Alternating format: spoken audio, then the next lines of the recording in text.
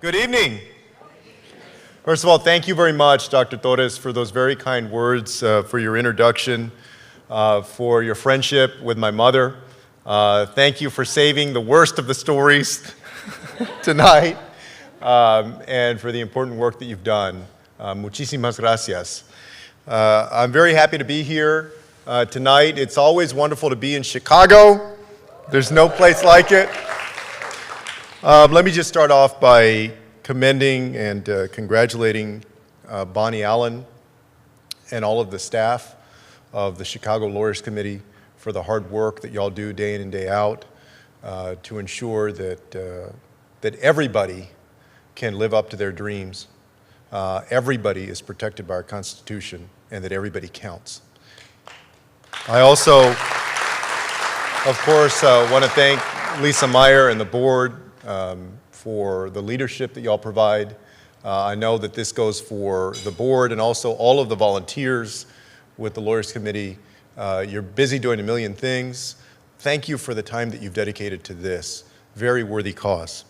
I want to give a shout out to all the elected officials, and especially to Congressman Gutierrez, who I was here. He may have had to step out. He serves with my brother Joaquin, that Dr. Torres mentioned. Joaquin likes to go around telling people that the way to tell us apart is that I am a minute uglier than he is. But I hope Luis can help disabuse him of that notion. I finally want to commend all of the honorees tonight for your well-deserved recognition.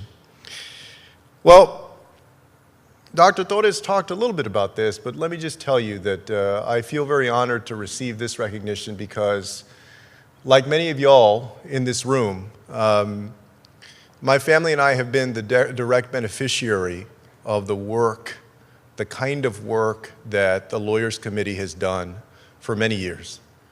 My brother Joaquin and I grew up on the west side of San Antonio with my mother and my grandmother.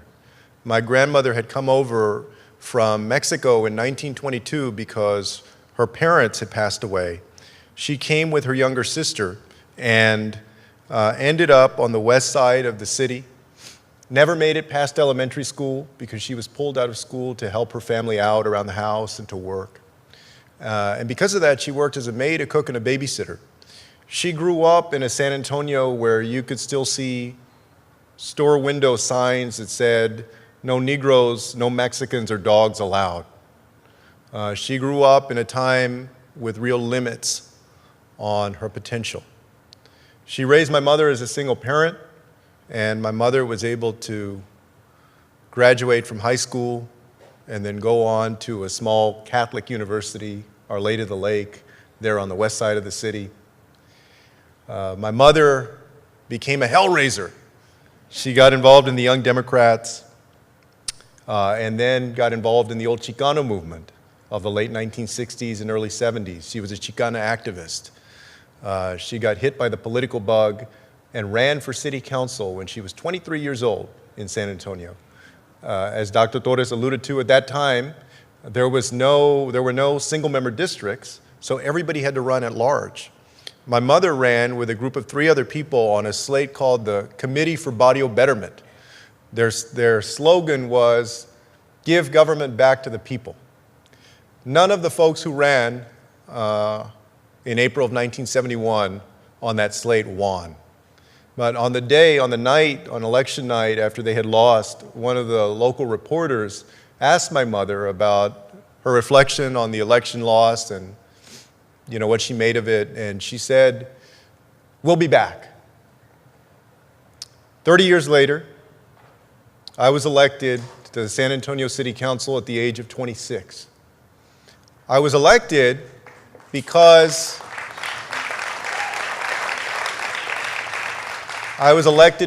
there were now single-member districts because of the threat of a federal lawsuit. I was elected because the poll tax had been done away with in 1966. I was elected because of the federal pressure to change things and the extension of that Voting Rights Act to Mexican Americans in 1975. I was elected because people could participate in a way that they never could before. In other words, like you, I have seen and benefited from the tremendous activism and the sacrifice of so many folks. Those of us around this room, we stand on the shoulders of people who have made beds and made sacrifices, folks who have picked crops and stood in picket lines, folks who have defended the country and defended our rights. And during my time at HUD, I had the chance to visit 100 cities in 39 states over 2.5 years. The proudest moment for me came in the summer of 2015, getting to stand here in Chicago and announce that we would finally implement the affirmatively furthering fair housing rule to make the Fair Housing Act what it should have been in the first place. You know, there is no community that knows both the pain and the promise of the struggle for civil rights like Chicago.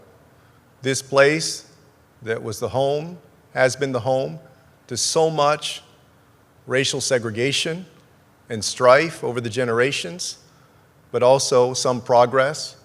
This place that was the home to the Poor People's Campaign. This place that has meant so much in terms of activism and birthed so many leaders. It's fitting that we're here to mark this organization and the work that y'all do to continue that legacy. And the thing is that today, we need you more than ever. We have an administration that is committed to rolling back the clock on housing opportunity, on educational opportunity, on healthcare opportunity, on voting rights, on immigration, on all of those things that would allow folks, no matter the color of their skin or how much money they have or don't have or where they live, to be able to reach their dreams in this country. And so we need your talent. We need your effort. We need your creativity. We need your recruiting of others into the cause. I think that there has never been a more important time for those of you in the private sector to make that extra time to do pro bono work. Never been a more important time for those of y'all in the nonprofit sector to get out there and proselytize about the righteousness of your cause, to do the fundraising and to do the advocacy and everything that goes into being effective. And also, never been a more important time for those of you in the public sector to support the work of nonprofits like this one that are making a fundamental difference in protecting rights. When I was at HUD, I had the chance to visit with a gentleman who lived in Philadelphia.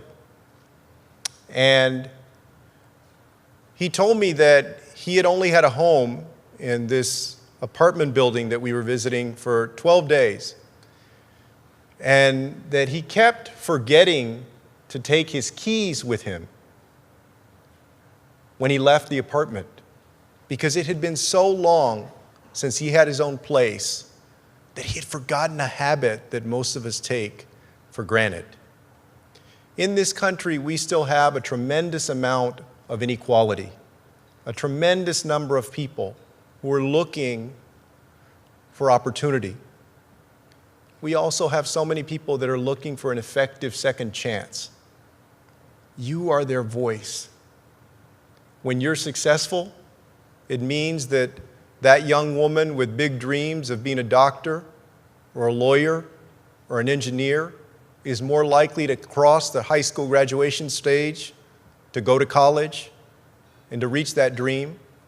That single mother who is concerned about the well-being and the safety of her children is more likely to be able to live in a neighborhood that is safe and that has opportunity, and where she knows that her children will be able to attend a good school. It's more likely that immigrant baby in 2018 will be reunited with his or her mother. So all of these things that add up to the values that we stand for as Americans. We know after all of this work, and y'all know better than I do, that these things don't just happen by accident. They happen because we work for them. And so I wanted to come here tonight and really to do two things: to say gracias, to say thank you, and also, again, to challenge you. I know that I'm preaching to the choir,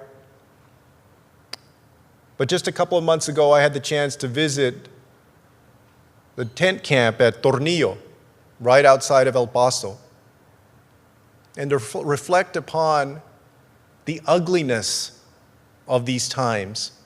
In many ways, the leadership that we're facing today is different, qualitatively, different in nature than what we've seen in a very, very long time. And that means that the forces of good, the forces of compassion, those who have talent to make a difference, must especially step up now. It also means that if the federal government, if the administration and the Congress do not have their priorities straight, that the courts are our last hope. It means that if we can't count on the federal government to make the investments in housing opportunity, that local solutions are more necessary than they have been in a long time. And it means we need you. And so thank you tonight for the recognition, but I want you to know how much I appreciate you. I went into the practice of law because I'd grown up in the Edgewood Independent School District. This was one of the school districts that was at the heart of SAISD versus Rodriguez, the lawsuit that challenged the way Texas was financing its public schools. Ultimately, the plaintiffs didn't prevail in that case, but many years later, Texas did change how it does public financing. Sometimes our work doesn't bear fruit immediately, but I'm an example and my brother is an example that ultimately, because of the work we do now, there are children that are going to benefit in the years to come. There are dreams that will come true because of your labor. You've seen that already over these 50 years, and if we keep it up, I'm convinced that that's going to add up to an America that is more prosperous, that is more fair, that is more just in this 21st century. And that's something that no matter where we're from, what our last name is, or the color of our skin, that we can be so proud of. Muchísimas gracias. Thank you very much. I appreciate it.